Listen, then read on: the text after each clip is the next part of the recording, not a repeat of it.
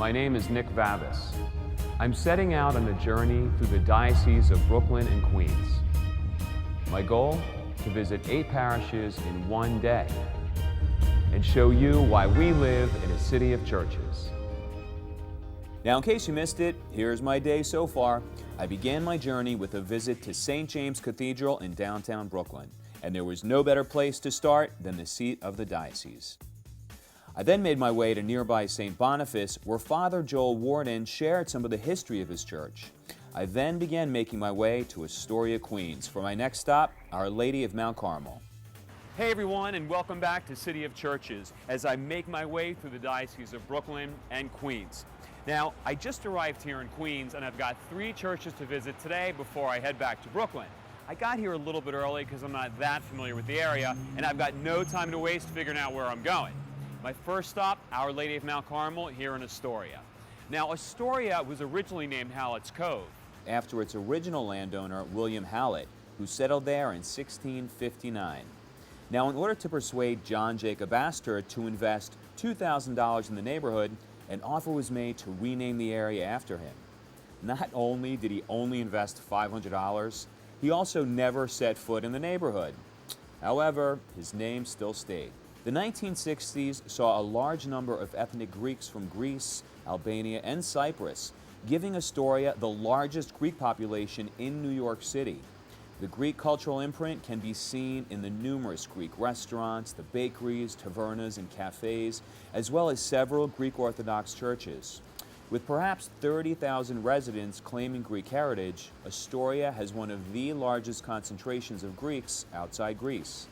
I've got to tell you, with all these Greeks in Astoria, I'm beginning to feel right at home. And with all these great Greek restaurants and the smell of Greek food, I'm starting to get a little bit hungry.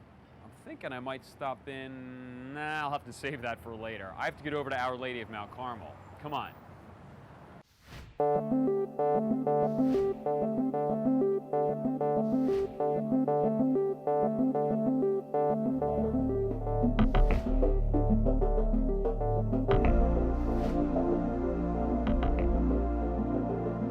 Monsignor, when I first walked in, I saw this, which is very unique, that I haven't seen before, the seashell-shaped.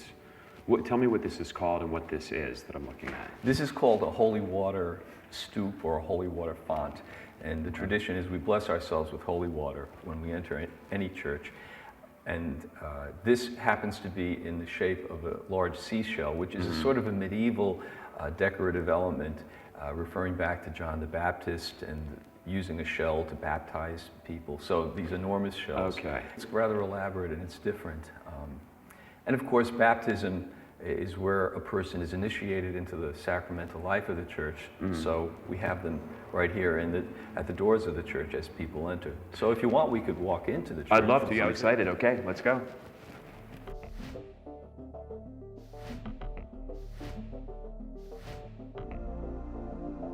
Wow, this is beautiful. Yeah, it's outstanding in many respects. This is the oldest Catholic church building in Queens County. It was erected in 1871. But the thing that does catch people's eyes really when they come in is the stained glass windows at each end. This one depicts Our Lady of Mount Carmel herself. You can see the baby Jesus is holding the scapular.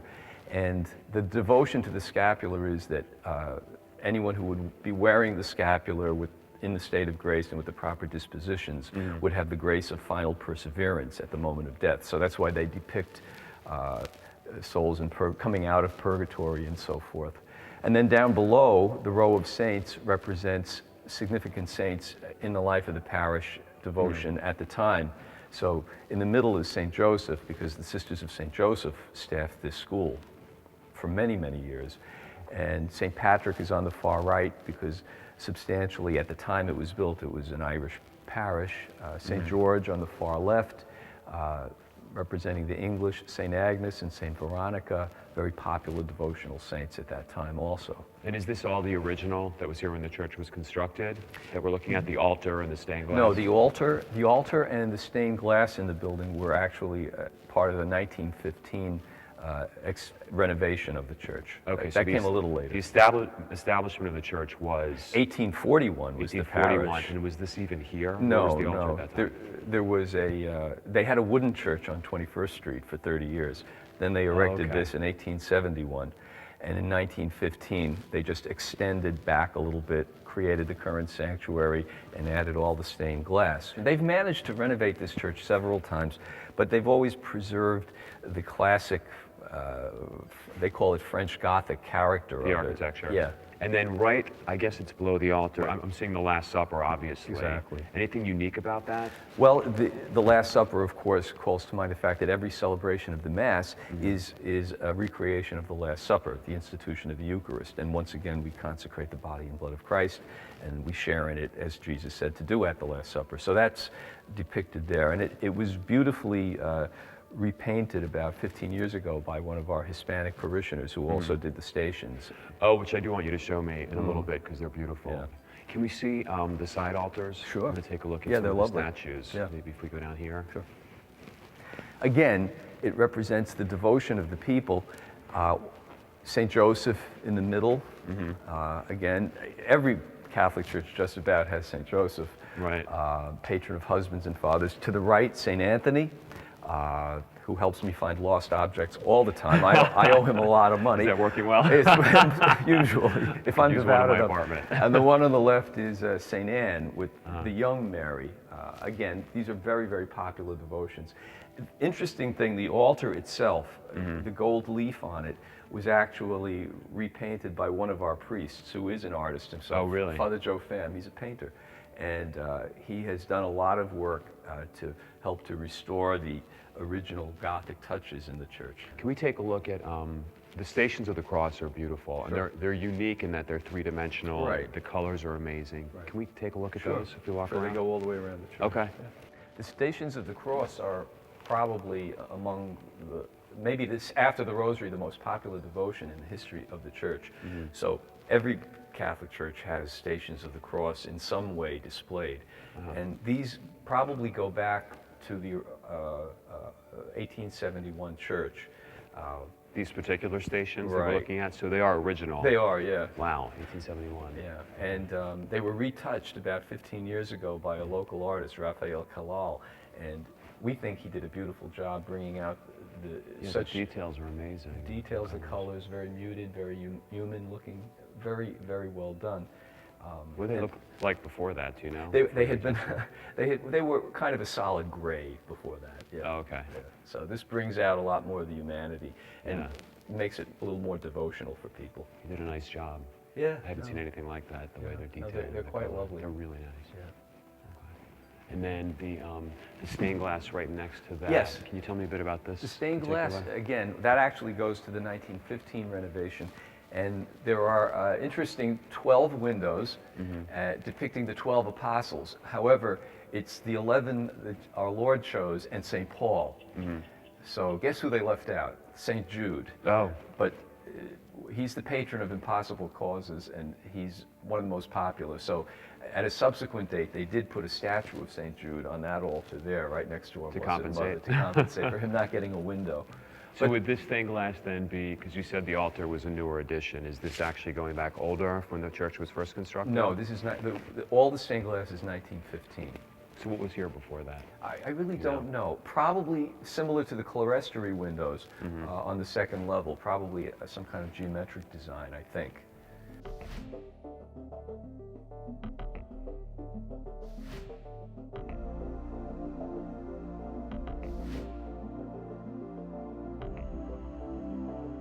I think the baptismal font in a lot of churches is a great indicator of how theology affects architecture, because the baptismal room of the church when it was built, as in many older churches, was a separate chapel over by the door of the church. Just for the baptism? Just for the sacrament of baptism. It was always conducted separately. However, since Vatican II, the tendency is to move the baptismal font into the body of the church.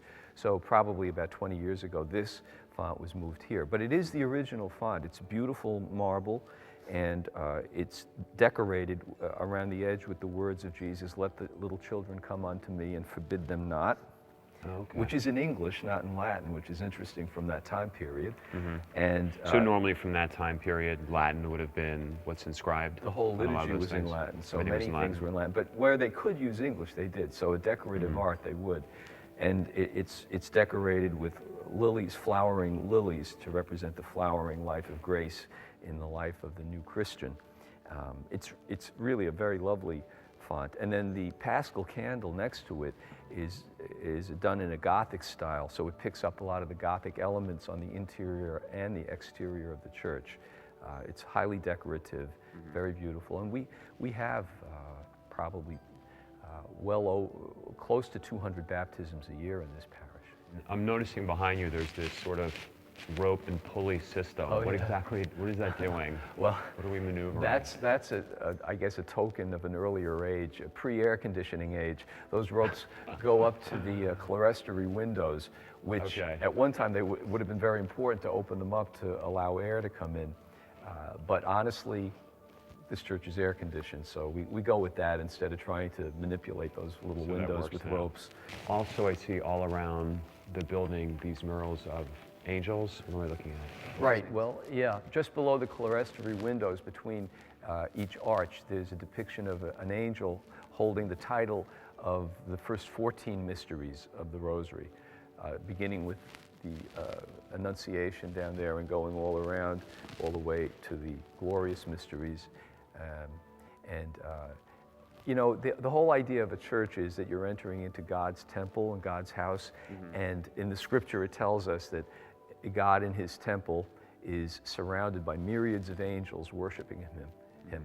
So a lot of, especially older churches, have many depictions of angels in order to bring out that sense that when we come in here to worship, we're actually joining in this eternal act of worship that's always going on in heaven. When we attend Mass, that's what we're doing. So the angels were always decorative features to try to remind people.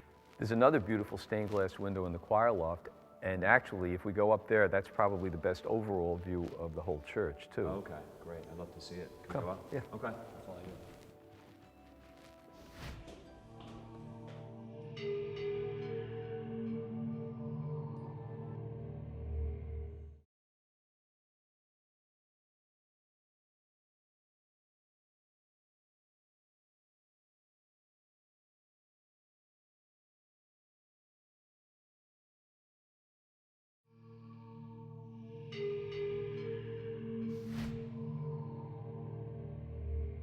From here, you get a close-up view of the other stained glass window, which is a parallel to the one up in back of the altar, and you can see very closely the beautiful colors and the vivid depictions in them here.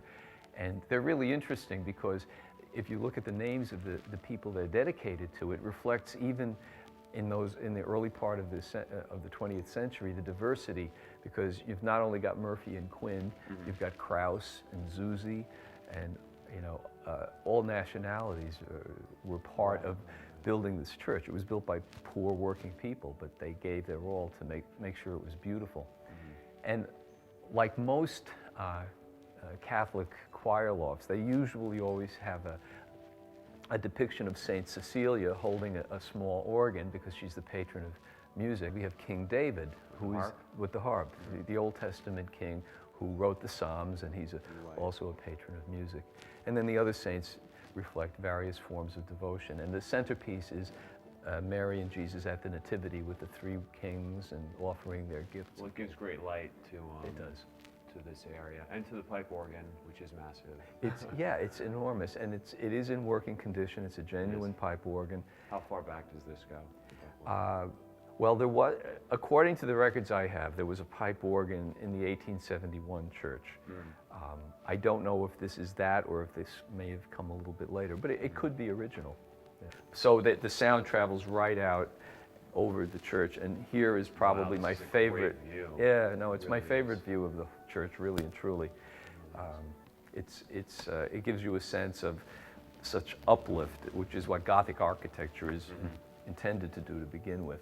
The architect was a man named Thomas Houghton, and he was a son-in-law of the famous Patrick Keeley, who built hundreds and hundreds of cathedrals and churches throughout the Northeast. So It's really a Keeley church. It's the same style. Houghton and Keeley worked together on all these things. In those days, Astoria started out as kind of a rural residential retreat for the wealthy people on the tip of Manhattan, but it grew and became more of an industrial year-round area. It became part of Long Island City.